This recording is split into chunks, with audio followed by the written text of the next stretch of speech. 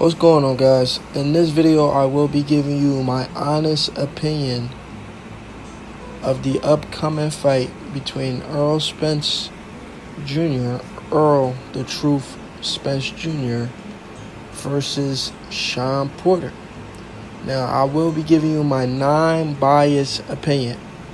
I know you guys know the channel is called We Love Terrence Crawford, but in this video I will be giving my honest opinion. My honest opinion, this is a great fight. My honest opinion tells me that this is, even though Shawn Porter is a short fella, if he fights the way we usually see Shawn Porter fight, this is going to be a good fight.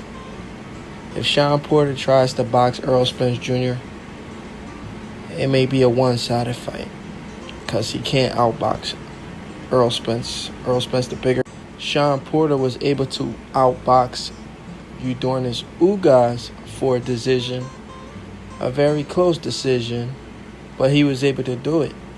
And Yordenis Ugas is a little bit bigger than Errol Spence Jr. Yordenis Ugas is a big dude. He's taller than Errol Spence. But Shawn Porter was able to do that. We saw what Ugas did to Omar Figueroa. What I'm saying is Shawn Porter needs to go back to the Shawn Porter we all know. The Shawn Porter of old. The Shawn Porter that throws caution to the wind every single round. The Shawn Porter we saw against Danny Garcia. The Shawn Porter we saw against Keith Thurman. The Shawn Porter we saw against Adrian Broner. Adrian Granados. I take that back. I think Ugas and Errol Spence is the same height. I repeat, Ugas and Errol Spence is about the same height. So, Shawn Porter already fought a big dude. Well, he's fought plenty of big guys. But he can't fight Errol Spence like he fought Ugas. He has to take the fight to Spence. But he has to do it when he wants to do it. The Shawn Porter versus Danny Garcia fight was a great fight. We all know Danny Garcia is a slow starter. He likes to come on strong late. He did the same thing against Keith Thurman. He fought Keith Thurman, and then at the end of the fight, he want to come on strong and hope he gets the decision. No, you got to start strong from round 1 to round 12. But Shawn Porter showed me he was a dog. Shawn Porter showed me, even though I already knew Shawn Porter was a dog, but he showed me he was a dog in that fight because I'm not going to lie. Something was telling me Porter, but I just thought Danny Garcia would get the nod if it goes to decision because I knew Danny Garcia had a chin. I didn't see a knockout in this fight, but Shawn Porter did enough to get the nod. And I believe it was after that fight that Errol Spence wanted that Shawn Porter work. He got in the ring and he told Shawn Porter, I know your dad and all that, but this is boxing and this is business at the end of the day. It was either that fight or was it no, it wasn't the Yordenis Ugas fight.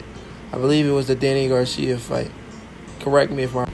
I hear guys talk about size of the street. It's business, guys. It's all about business if it makes sense, if it's money. I don't like to talk about the business aspects of the sport, but sometimes we have to acknowledge that Errol Spence been chasing these guys for a long time. He's just now fighting Shawn Porter when he should have fought him like a year ago.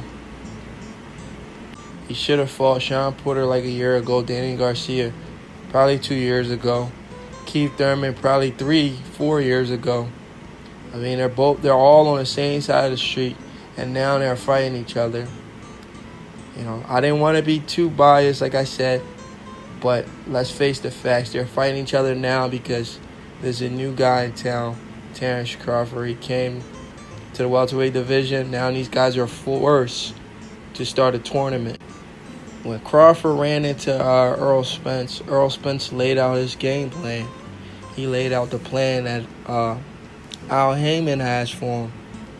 Al Heyman told Errol Spence he was going to fight Mikey Garcia. So let me go ahead and talk about this Mikey Garcia fight. Errol Spence versus Mikey Garcia fight. I'm not going to say everybody, but majority of boxing, like I said, majority of boxing fans should have knew this was an easy fight for Errol Spence Jr. Errol Spence Jr. should have went in there and knocked out Mikey Garcia in 5 to 6 rounds. You know, I have some conspiracy on this fight. I feel like Errol Spence was told not to knock out Mikey Garcia. I feel like Al Heyman told Errol Spence to not knock out Mikey Garcia because Mikey Garcia was doing Errol Spence Jr. a favor by fighting Errol Spence Jr. in Texas, where there's a lot of Mexican fans, and you know Mexicans are going to support Mexicans. But since Errol Spence Jr. is from Texas, if he beats the Mexican, he gained Mexican fans as well. Catapults Errol. The Mikey Garcia fight was a fight to catapult Errol Spence Jr. career. Errol Spence Jr. had no business fighting Mikey Garcia. Yes, I know Mikey Garcia called out Errol Spence Jr., but Errol Spence Jr. shouldn't have entertained it. He entertained it because he knew the value in that fight.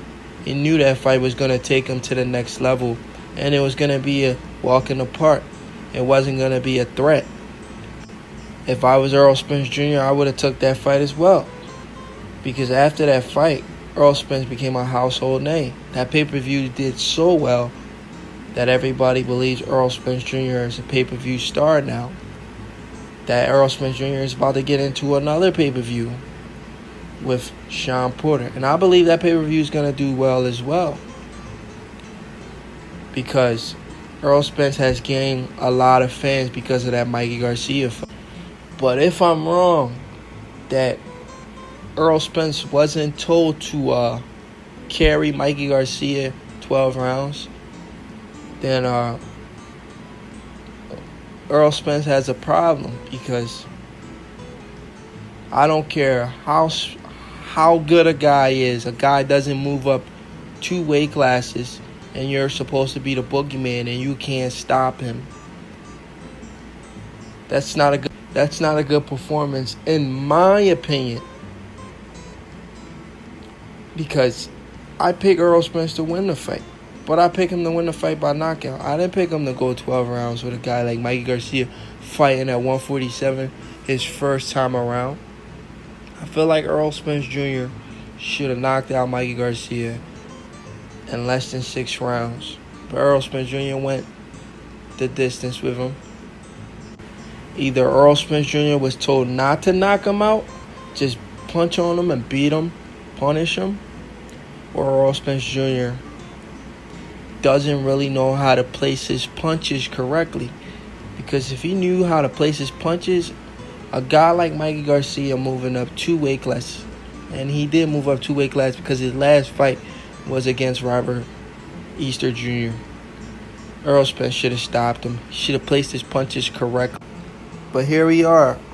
Errol Spence going in for his second pay-per-view. You know, going in against another champion.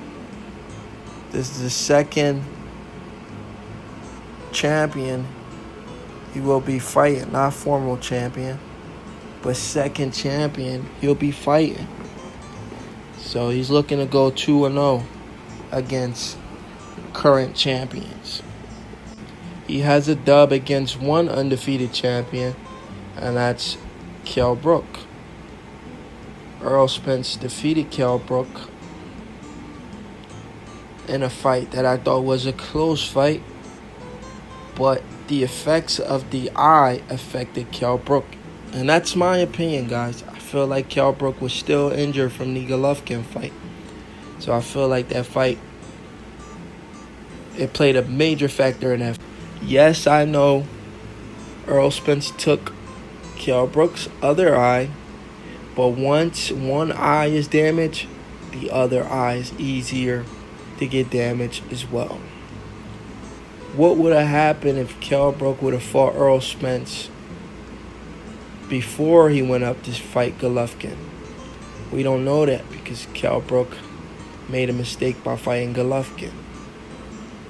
So, no matter how we want to look at it, I'm going to look at that fight as Errol Spence fought an injured Kell Brook. Then he fought a Lamont Peterson, who I felt was an older Lamont Peterson.